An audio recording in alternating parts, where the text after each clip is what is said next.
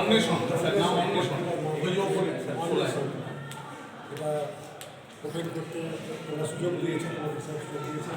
আমি অত্যন্ত ভালো দিকে নিজের দেওয়াল পত্রিকা একটা বিভাগে একটা আর্ট, একটা শিল্প, তার বহিঃপ্রকাশ।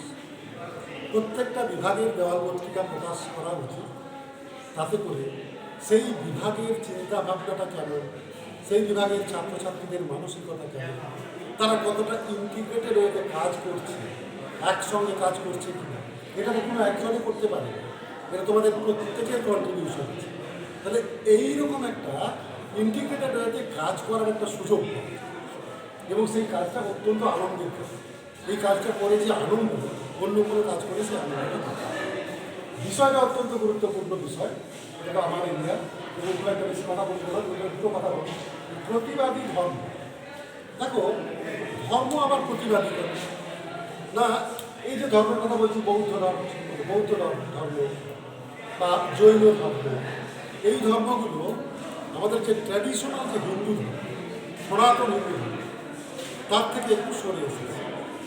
কেন সরে এসেছে না, ট্র্যাডিশনাল হিন্দু ধর্মে যে বিভেদ, একদম মানুষকে আউটকাস্ট করে দেয় আর কিছু মানুষকে প্রায়োরিটি দেয়, এই জায়গাটা তৈরি করেছে এবং সেখানে শূদ্রদের পার্টিসিপেট, ধর্মীয় অনুষ্ঠানে পার্টিসিপেশনের কোনো সুযোগই ছিল না।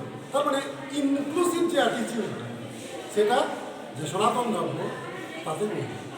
কিন্তু এই প্রতিবাদী ধর্মগুলো একটা নতুন আদর্শ সাধারণ মানুষের সামনে, সেই অত্যাচারিত মানুষদের সামনে, অবহেলিত মানুষদের সামনে তুলে ধরেছিল। এটা ছিল তাদের টুফল্ড একটা উদ্দেশ্য। একটা হচ্ছে প্রতিবাদ করা, সেই সনাতন ধর্মাবলম্বীদের ব্রাহ্মণ্য ধর্মকে প্রতিবাদ করা, আর একটা একই সঙ্গে যারা আউটকাস্ট হিসেবে রয়েছে তাদের জন্য একটা রিলিজিয়াস পথ, ধর্মীয় পথ দেখা। দুটো ধারাকে এরা মার্চ করতে চেয়েছে। এটা হচ্ছে প্রতিবাদী দর্শন, প্রতিবাদী ধর্মের মূল কথা। ফিলোসফিটা হচ্ছে এদের ইনক্লুসিভনেস, সবাই তার মধ্যে আসতে পারবে। উচ্চ ধর্মের লোকও আসতে পারবে, আবার নিম্ন বর্গের লোকও আসতে পারবে। এটাকে আমরা বলছি ফিলোসফি অফ ইনক্লুসিভনেস। ঠিক আছে, খুব ভালো লাগলো। তোমরা আরও ভালো করে এই পত্রিকা প্রকাশ করো। তোমাদের এই পত্রিকা মানে কী বলবো, প্রতি বছর আরও নতুন নতুন ভাবনা নিয়ে আসুক, ইতিহাসকে তুলে ধরুক। এই ছোট্ট দেওয়ালে যে ইতিহাস